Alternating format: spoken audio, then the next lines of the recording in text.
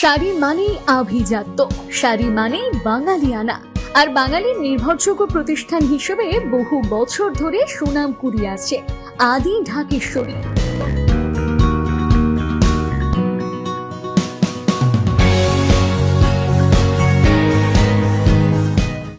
মুখ্যমন্ত্রী আসার আগে মুখ্যমন্ত্রীর বিরুদ্ধে একাধিক অভিযোগ তুললেন সাংবাদিক বৈঠক থেকে অধীর রঞ্জন চৌধুরী। তিনি বলেন, ভোটের সময় নাটক করছেন দিদি, এখন ভোট শেষ হলেই কালীঘাটে চলে যাবেন ব্যাগ গুটিয়ে। পাশাপাশি তিনি ওয়াকফ আইন নিয়ে মুখ্যমন্ত্রীর বিরুদ্ধে একাধিক ভাষায় আক্রমণ করলেন এই বৈঠক থেকে। ভোটের আগে নাটক যেমন করে সেরকম নাটক করছে, কোনো অসুবিধা নেই। ভোটের আগে মমতা ব্যানার্জি এটাই করে, এটাই করছে, সেই নাটকটাই করছে। আবার এতদিন তার মনে পড়েনি স্বচ্ছতার কথা, দক্ষতার কথা, কাজের কথা। এখন ভোট, এখন সব কথা মনে পড়বে। ভোট শেষে যাবে, দিদি আবার ভ্যানিটি ব্যাগ গুটিয়ে কালীঘাট চলে যাবে। আপনারা জানেন যে ওয়াকফ আইন পাস হয়েছিল ভারতবর্ষের পার্লামেন্টে। এই ওয়াকফ আইন পাস করার পর সারা দেশ জুড়ে প্রতিবাদ হয়েছিল। সেই প্রতিবাদে মুর্শিদাবাদে আমরাও এবং বাংলাতে আমরা প্রতিবাদ করতে চেয়েছিলাম। সেদিন মুখ্যমন্ত্রী তার প্রশাসনকে বলে দিয়েছিল যে ওয়াকফ সম্পত্তি বা ওয়াকফ আইন নিয়ে কোনো প্রতিবাদ করা চলবে না। তার মধ্যে আমরা প্রতিবাদ করেছিলাম। বাংলার মুখ্যমন্ত্রী বলে দিলেন যে ওয়াকফ আইনের বিরোধিতা করতে গেলে পশ্চিমবঙ্গ নয়, আপনাদের দিল্লি গিয়ে বিরোধিতা করতে হবে, এখানে আমি কিছু করতে দেবো না। এবং তিনি সেদিন বলেছিলেন যে আমি ওয়াকফ আইন বাংলায় আমি পাশ হতে দেব না, সেই তিনি বলেছিলেন। সময়ের সঙ্গে সঙ্গে তার মন্তব্য, তার মত, তার পথ, তার বক্তব্য সব পাল্টে গেল। আমি কিন্তু সেদিনও বলেছিলাম, এই যে মমতা ব্যানার্জি বলছে আমি থাকতে কিছু হতে দেব না, এটা একটা মিথ্যা কথা বলছে। সেদিনকার আপনারা ভিডিওটা আমার দেখে নিন, আপনারা নিজেরাই দেখতে পাবেন। এবং তিনি সব মেনে নেবেন সুরসুর করে। আমি বলেছিলাম, সেদিনও বলেছিলাম, আজও বলছি। আজকে না, সেটা কয়েক মাস আগে বলেছিলাম। যেদিন মমতা ব্যানার্জি বলেছিল আমি ওয়াকফ আইন পশ্চিমবঙ্গে আমি বাস্তবায়িত করতে দেব না, সেদিন আমি বলেছিলাম মিথ্যা কথা বলছে, সব মানবে। দেখুন আজকে সব মানতে বাধ্য। কেন মমতা ব্যানার্জি বিজেপির বিরুদ্ধে মুখ খুলতে পারছে না? মনে করুন পশ্চিমবঙ্গে যদি আমি বিজেপির নির্দেশ অনুযায়ী, বিজেপি সরকার নির্দেশ অনুযায়ী ওয়াকফ সম্পত্তি রেজিস্ট্রেশনের নামে এক ভয়ঙ্কর জটিলতা তৈরি না করতাম, জটিলতা কি আপনাকে বোঝাচ্ছি, তাহলে এই সরকার কি বিজেপি ভেঙে দিত? তাহলে কি বাংলায় রাষ্ট্রপতি শাসন জারি হতো? হলে হতো। কিন্তু আপনি কেন বিজেপির কাছে মাথা নিচু করছেন? যে মুখ্যমন্ত্রী মমতা ব্যানার্জি নিজে বলে আমি যা বলি তাই করি। কখনো কখনো আগে ডায়লগ দিত যে মমতাজি কি বাত, হাতি কি দাঁত। সেই মমতা ব্যানার্জি আজকে বিজেপির কাছে এত ভীরুতা প্রকাশ করছেন কেন, কাপুরুষতা প্রকাশ করছেন কেন, বিজেপির কাছে মাথা নিচু করছেন কেন কথায় কথায়? এই ওয়াকফ আইনের নিয়ম কানুন বাংলায় আমি চালু না করলে কি বাংলা ধ্বংস করে দেবে বিজেপি? না বিজেপি কি সামরিক বাহিনী নামাবে? কি করবে? করুক। কিন্তু একটা ভারতবর্ষে একটা ভয়ঙ্কর এক অন্যায় করতে চলেছে বিজেপি পার্টির নেতৃত্বে এই ওয়াকফ আইন। অনেকবার বলেছি আমরা এই কথা। এই যে রেজিস্ট্রেশনের কথা বলছে 5 তারিখের মধ্যে, দেখুন 6 তারিখে বাবরি মসজিদ ধ্বংস হয়েছিল। সেই ক্ষত কিন্তু কাগজে কলমে উঠে গেলেও মানুষের মনে কিন্তু সেই ক্ষত ওঠেনি। বাবরি মসজিদ ভাঙা হয়েছিল 6 ডিসেম্বর। সারা ভারতবর্ষের মুসলমানদের বুকে কিন্তু সেই ক্ষত আজও আছে। সেই ক্ষতের উপরে ক্ষত কি? পশ্চিমবঙ্গের মুখ্যমন্ত্রী বলছে 5ই ডিসেম্বরের মধ্যে যত ওয়াকফ সম্পত্তি আছে তার রেজিস্ট্রেশন করে দিতে হবে, নাহলে ওয়াকফ সম্পত্তি থাকবে না। মনে করুন আপনার গ্রামে, আপনার পাড়ায়, আপনার এলাকায় 100 বছর 150 বছর আগে কেউ একটা সম্পত্তি আল্লাহ তাআলার নামে অর্পণ করেছে। মনে করুন এই যে সারগাছি মিশন, সেই সারগাছি মিশনের তো বয়স 100 বছর হয়ে গেছে। এরকম বহু সম্পত্তি আছে, ওটা হিন্দুদের মিশন, মুসলমানরা দান করেছিল সারগাছি মিশন। এরকম ভারতবর্ষে হাজার হাজার এরকম সম্পত্তি আছে যেগুলো মুসলমান সমাজের সুবিধার্থে, মুসলমান সমাজের স্বার্থে, কখনো ঈদগাহ বানাতে, কখনো মসজিদ বানাতে, কখনো দরগা বানাতে, নানা কাজে ধর্মপ্রাণ মুসলমান সম্প্রদায়ের মানুষ খোদা তাআলার নামে এগুলোকে উৎসর্গ করেছে। এটাকেই বলা হয় ওয়াকফ।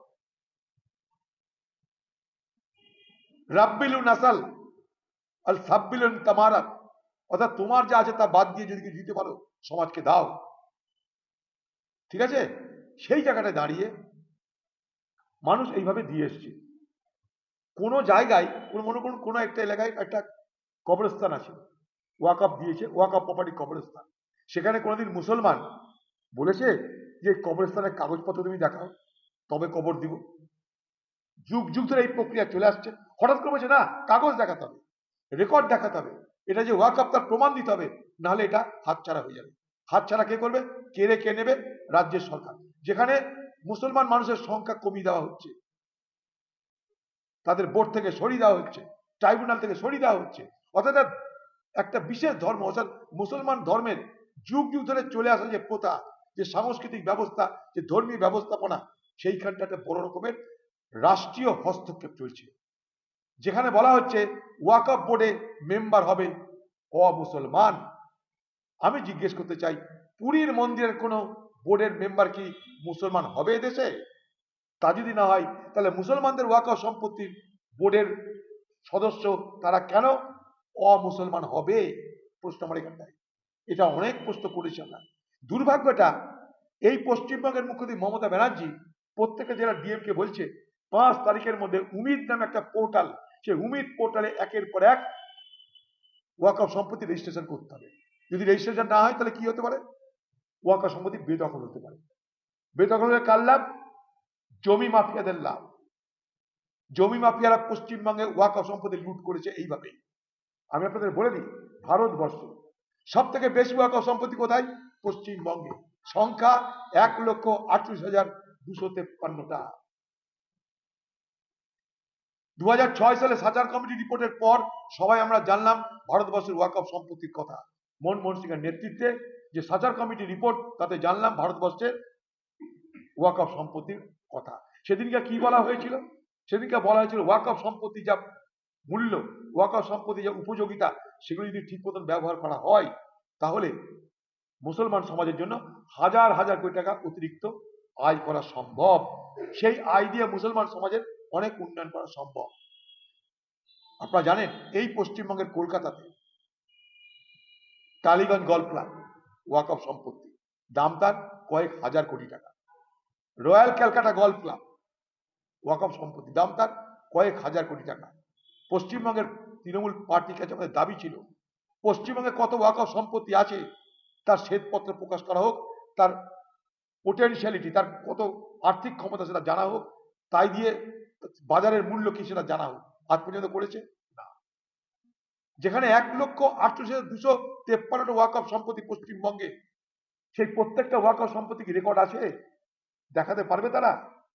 যদি না দেখাতে পারে তাহলে কি ওয়াকফ সম্পত্তি কেড়ে না হবে? তাহলে কি ওয়াকফ সম্পত্তি জমি মাফিয়াদের হাতে চলে যাবে? জমির দালালের হাতে চলে যাবে? কি হবে? এমনি তো ওয়াকফ 12টা বাজিয়ে দিয়েছে। মুর্শিদে তাকান, যান লালবাগ ওয়াকফ সম্পত্তির উপরে হোটেল হচ্ছে, মদের দোকান খুলছে, যান খোঁজ নিয়ে দেখুন। এইভাবে পশ্চিমবঙ্গ ওয়াকফ সম্পত্তি লুট হয়েছে। এবার সেই লুটের জায়গায় ওয়াকফ সম্পত্তির ডাকাতি করার ব্যবস্থা করে দেওয়া হচ্ছে। আমরা এটা বিরোধিতা করছি। শুধু নয়, ভারতবর্ষ সরকারকে আমি একটা দাবি করতে চাইছি যে যতদিন পর্যন্ত না পশ্চিমবঙ্গে প্রতিটি ওয়াকফ সম্পত্তি, প্রতিটা ওয়াকফ সম্পত্তি ডিজিটাইজড হবে, যেটা ওরা বলছে, ততদিন পর্যন্ত কোনো সম্পত্তির উপরে কোন রকম হস্তক্ষেপ করা যাবে না, কোনো বেদখল করা যাবে না, কিচ্ছু করা যাবে না। মমতা ব্যানার্জিকে হুঁশিয়ার দিয়ে বলতে চাই, মুসলমানরা আপনাকে বরাবর ভোট দিয়ে এসছে, আর আপনি তাদেরকে বলেছেন দুধেল গাই, যে দুধেল গাই তার 71 লাখ খাওয়া যেতে পারে। মুসলমানদেরকে বরাবর এই দুধেল গাই ভেবে আপনি ব্যবহার করবেন না। দুধেল গায়ের লাত কখনো কোনো পার্টির মুখেও পড়তে পারে। দুধেল গায়কে খেপিয়ে দিয়েন না, লাত মুখেও পড়তে পারে। এটাও বলতে পারে মুসলমান সমাজ, মমতা ব্যানার্জি তুমি আমাদের সাথে ধোঁকা দিয়েছো, নিমক হারামি করেছো, আমাদের বিশ্বাসঘাতকতা করেছো, আমাদের ভোট নিয়ে তুমি আমাদের মর্যাদা দিচ্ছ না। বলতে পারে ফি নারা জাহান্নামা খালেদিনে ফিয়া, বলতে পারে। হুঁশিয়ার থাকবেন তৃণমূল, আমরা ওয়াকফ সম্পত্তি কেড়ে নিতে দিচ্ছি না, দেব না। কংগ্রেস পার্টি তার জন্য যা যা করতে হয় করবে। এর আগে প্রতিবাদ করছি মুর্শিদাবাদে, আগামী দিনেও করব। যেখানে যেতে হয় সেখানে যাব, যা খুশি তা হতে দেব না। পশ্চিমবঙ্গের মুখ্যমন্ত্রী বলতে চাই, আপনার ফরমান অনুযায়ী পশ্চিমবঙ্গের এবং মুর্শিদাবাদের কোন ওয়াকফ সম্পত্তি কেড়ে নিয়ে আপনি দেখান, কেড়ে নিয়ে দেখান। চ্যালেঞ্জ থাকলো আপনার কাছে। শাড়ি মানেই আভিজাত্য, শাড়ি মানেই বাঙালিয়ানা। আর বাঙালির নির্ভরযোগ্য প্রতিষ্ঠান হিসেবে বহু বছর ধরে সুনাম কুড়িয়ে আসছে আদি ঢাকেশ্বরী। বহরমপুরের প্রতি ঘরে ঘরে নিজেদের নিখুঁত, শৌখিন এবং ইউনিক ডিজাইনের কালেকশন পৌঁছে দিচ্ছে আদি ঢাকেশ্বরী। আমাদের প্রতিটি শাড়িতে রয়েছে নতুনত্বের ছোঁয়া। বাঙালি নারীদের পছন্দের বিভিন্ন ঐতিহ্যপূর্ণ শাড়ি থেকে শুরু করে সারা ভারতের বিশেষ বিশেষ অঞ্চলে বিখ্যাত শাড়ি, সব রকম কালেকশন পাবেন আমাদের এই শোরুমে। তাই নতুন নতুন রূপে নিজেকে এবং নিজের প্রিয়জনদের সাজিয়ে তুলতে আজই আসুন আমাদের বহরমপুরের শোরুমে।